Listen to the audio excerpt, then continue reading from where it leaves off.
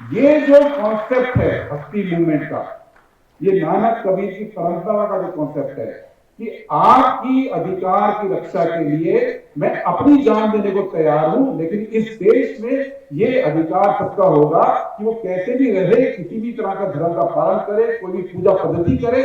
और वही वैल्यूज भारत के संविधान में आई जब ये कहा गया कि आपको राइट होगा अपने धर्म का पालन करने का, आपको राइट होगा अपनी बात करने का।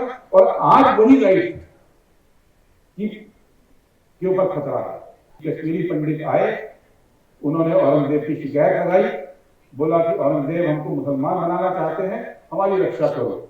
मध्य प्रदेश में एक ट्राइबल के ऊपर हर किसी ने पेशाब किया तो सरकार ने कार्रवाई नहीं की। अगर मणिपुर में जो घटना हुई, दो महिलाओं के साथ वीडियो आया तो सरकार ने कार्रवाई नहीं की। यहाँ हरियाणा की जमीन पे हम लोग हैं, ओलंपिक मेडल विजेता है, उन्होंने संघर्ष किया, सरकार ने कार्रवाई नहीं की क्योंकि सरकार को गरिमा का ख्याल नहीं था, सरकार को उन लोगों की प्रतिष्ठा का ख्याल था। सरकार बीजेपी की है और उनकी थॉट में प्रतिष्ठा बची रहनी चाहिए, चाहे सरकार की प्रतिष्ठा बचे, चाहे ताकतवर की प्रतिष्ठा बचे, गरिमा का वो ख्याल नहीं करते। और यही लड़ाई इस चुनाव की लड़ाई है।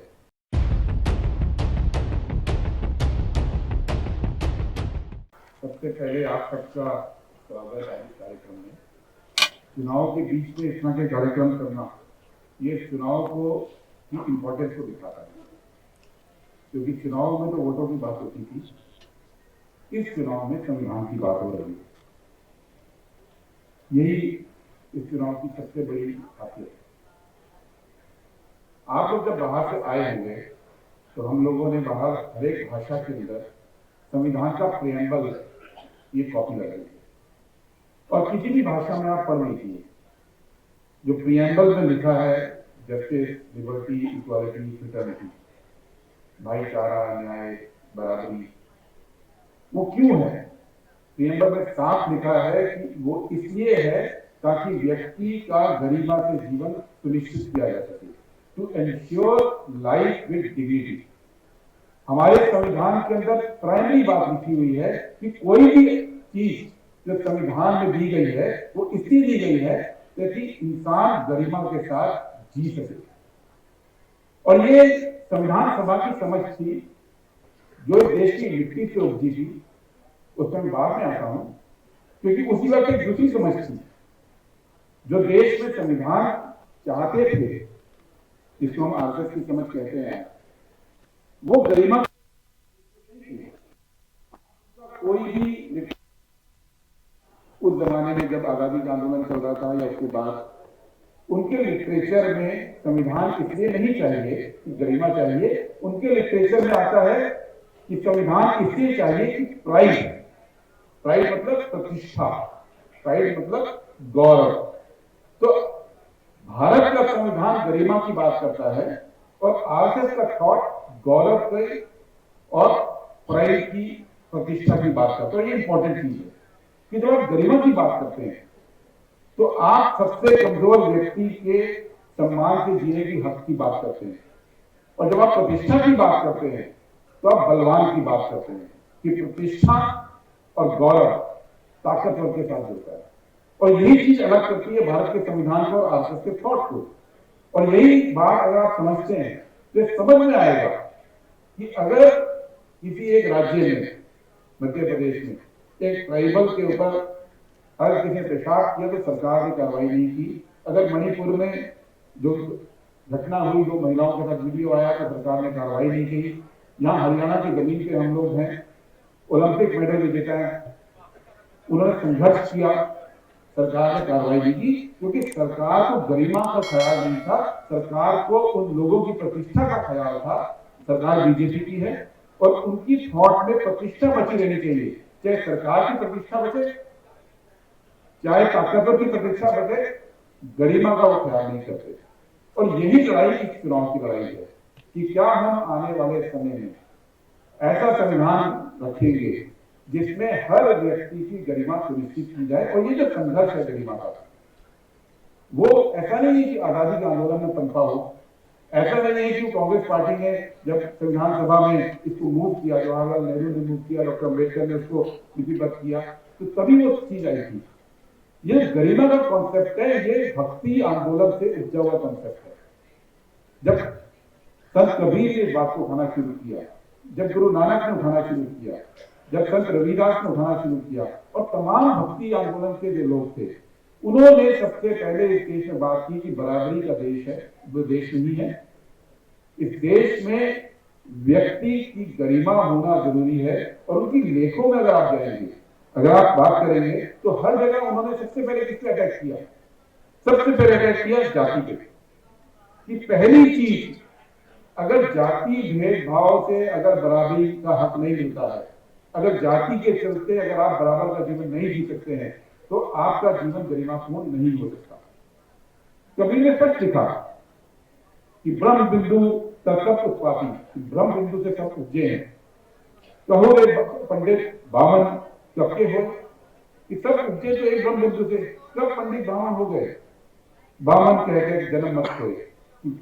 कबीर कहते हैं जब सब एक जगह से उपजे, तो अलग अलग जगह पे आके कोई पंडित कोई ब्राह्मण कैसे हो सकता है? पूरी लड़ाई इनकी पूरे जीवन की पे रही कि बराबरी की लड़ाई के लिए जन्म के आधार पर जो भेदभाव होना है वो स्वीकार नहीं होगा। और उसी तरह से गुरु नानक जी अपनी राइटिंग में हमेशा बोलते रहे। उनकी राइटिंग में क्लियर लिखा है, नीचा अंतर नीच जात, नीची हो अति नीच, नानक तिनके संग साथ बढ़िया क्यों क्यों रीस। कि जो नीच से नीच व्यक्ति होगा मैं उसके साथ हूं। बढ़िया मतलब बड़े का, बड़े लोग ब्राह्मण, उनके साथ मुझे क्या बराबरी करनी है, क्यों रीस करनी है। तो ये जो भक्ति मूवमेंट से निकले हुए वैल्यूज हैं, सबसे पहला वैल्यू यही था कि जन्म के आधार पर व्यक्ति की गरिमा नहीं छीनी जा सकती, जन्म के आधार पर भेदभाव नहीं किया जा सकता है। और वो कॉन्स्टिट्यूशन जब बना तो पहली बार भारत के अंदर किसी सरकारी डॉक्यूमेंट जो कि नियम कानून का डॉक्यूमेंट था, उसमें इस बात का हक दिया गया कि बराबरी का अधिकार रहेगा। दूसरी बात जो भक्ति मूवमेंट से निकल के आई वो ये थी कि सबको अपने विचार का हक होगा। ये राइट टू स्पीच की हम लोग बात करते हैं, वो अभी का कॉन्सेप्ट नहीं है। राइट टू स्पीच और अपनी तरह से जीने का हक। मैं अपनी बात को आखिर में एक इंसिडेंट के साथ सुनाने के साथ खत्म करूंगा कि बार बार बोलते हैं कि संविधान तो विदेशी मूल्यों पे है, सेक्युलरिज्म इस देश का कॉन्सेप्ट नहीं है। ये लगता है आजकल बहुत ज्यादा इसका प्रोपेगेंडा होता है। कहा जाता है कि धर्मनिरपेक्षता जो है ये बाहर का कॉन्सेप्ट है, यूरोपियन कॉन्सेप्ट है, भारत में तो क्या लेना है। ये कॉन्सेप्ट भी भक्ति मूवमेंट से उपजा हुआ कॉन्सेप्ट है। क्योंकि भक्ति मूवमेंट में भी ये था कि अगर आप अपनी मर्जी से जीवन नहीं जी सकते, अगर आप अपनी मर्जी से पूजा नहीं कर सकते, तो आपकी गरिमा सुनिश्चित नहीं हो सकती। और यहाँ पे पंचकूला में, पंचकूला आनंदपुर शहर से बहुत दूर नहीं है, यहाँ की एक महत्व है। अक्सर आप सबने सुना होगा गुरु तेग बहादुर की शहादत की कहानी कि कश्मीरी पंडित आए, उन्होंने औरंगजेब की शिकायत लगाई, बोला कि औरंगजेब हमको मुसलमान बनाना चाहते हैं, हमारी रक्षा करो। और वो रक्षा करने चल दिए और औरंगजेब ने उनको कत्ल किया। ये कहानी सुनाई जाती है। लेकिन अगर इसके अंदर देखें, पहली बात कश्मीरी पंडित हिंदू थे, सिख नहीं थे। गुरु तेग बहादुर ने उनकी रक्षा के लिए पहले ये शर्त नहीं रखी कि आप सिख बन जाओ, वो आज भी हिंदू ही हैं। तो इस देश में पहले समझने की जरूरत है, उस वक्त ये शर्त नहीं रखी गई कि मैं रक्षा तब करूंगा जब तुम मेरा धर्म अपनाओ, कि गुरु तेग बहादुर अपना धर्म चलाते थे, उन्होंने आजादी दी। दूसरी बात, वो जब उनके पास आए तो गुरु तेग बहादुर के पास एक फौज थी। वो अपने पिताजी के साथ औरंगजेब की लड़ाई के खिलाफ लड़े भी थे। उनके पिताजी ने 3 बार औरंगजेब की फौज को हराया था। एक लड़ाई में खुद गुरु तेग बहादुर शामिल हुए थे। लेकिन जब कश्मीरी पंडित आते हैं तो वो निहत्थे 3 सहयोगियों के साथ दिल्ली जाते हैं पैदल। वो अपनी फौज लेके नहीं जाते हैं। वो क्यों जाते हैं पैदल? वो इसलिए पैदल जाते हैं क्योंकि भक्ति का जो हमारा कॉन्सेप्ट है कि आपको अगर कोई बात समझानी है तो आप ताकत से नहीं समझाते हैं, आप प्यार से समझाते हैं। वो औरंगजेब के दरबार में जाते हैं, वहां जिरह होती है, और लास्ट में जब जो है कोई नतीजा नहीं निकलता और उनके दरबारी में गुरु तेग बहादुर में, तो उनको 3 चॉइस दी जाती है। पहली चॉइस कि मुसलमान बन जाओ, हम तुम्हें आजाद कर देंगे। दूसरी चॉइस कि करामात करके दिखाओ, हम आजाद कर देंगे, या अपना शीश दो, अपना बलिदान दो। और वो कहते हैं उस समय कि करामात में एक्शन नहीं करूंगा क्योंकि ईश्वर की सत्ता में दखल देना हम मुझे नहीं समझते। दूसरी बात इंपॉर्टेंट है जो आज के दौर में समझने की जरूरत है, वो कहते हैं कि मैं मुसलमान इसलिए नहीं बनूंगा क्योंकि इस देश में अपना धर्म पालन करने की आजादी है और इस आजादी की रक्षा के लिए मैं अपना शीश दे रहा हूं। ये जो कॉन्सेप्ट है भक्ति मूवमेंट का, ये नानक कबीर की परंपरा का जो कॉन्सेप्ट है कि आपकी अधिकार की रक्षा के लिए मैं अपनी जान देने को तैयार हूं, लेकिन इस देश में ये अधिकार सबका होगा कि वो कैसे भी रहे, किसी भी तरह का धर्म का पालन करे, कोई भी पूजा पद्धति करे।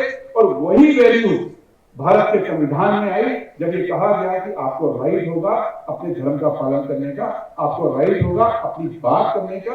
और आज वही राइट के ऊपर खतरा है, क्योंकि जब भारत में ये कहा जाएगा कि आप किसी खास तरह से जीना सीखिए, अगर भारत में कहा जाएगा कि आप किसी खास तरह से पहनना सीखिए, अगर आपको ये कहा जाएगा कि आपके मन में जो है आप बोल नहीं सकते, अगर आपको ये कहा जाएगा कि आप बराबर के नागरिक नहीं बन सकते, अगर आपको ये कहा जाएगा कि धर्म के आधार पे, जन्म के आधार पे आपका जीवन तय होगा, तो वो जो यात्रा 500 साल की इस देश ने देखी है, जो शुरू कबीर से हुई थी, और इसका इंपॉर्टेंट पड़ाव 1950 में आया जब बाबा साहब का लिखा हुआ संविधान देश में लागू हुआ। वो यात्रा रुक जाएगी, पलट जाएगी, और उसके बाद वो यात्रा में कब दोबारा मुकाम आएगा हम लोगों को नहीं पता। इसलिए हम बार बार ये कहते हैं कि संविधान जो है, ये संविधान आपकी गरिमा को सुनिश्चित करता है, ये संविधान व्यक्ति की गरिमा को सुनिश्चित करता है। और अगर इस संविधान को नहीं बचाया गया तो पॉलिटिकल पार्टी तो कोई आएगी कोई जाएगी, प्रधानमंत्री कोई आएगा कोई जाएगा, सत्ता किसी को मिलेगी किसी की छिन जाएगी, लेकिन जो आपका अधिकार छिन जाएगा, गरिमा का जीने का अधिकार छिन जाएगा। और जो नया संविधान आएगा वो गैर बराबरी की बात करेगा। जो नया संविधान की बात होगी वो प्राइड, गौरव, प्रतिष्ठा के ऊपर होगा। तो प्रतिष्ठा सिर्फ बलवान की रक्षा होगी, आपकी गरिमा की रक्षा नहीं होगी। इसलिए आज हम ये बात कह रहे हैं। इसे संविधान सम्मान सम्मेलन में आज सबके साथ हम बात करना चाह रहे थे कि हमने हमारा संविधान का सम्मान भी होना है, इसकी रक्षा भी होनी है। Thank you.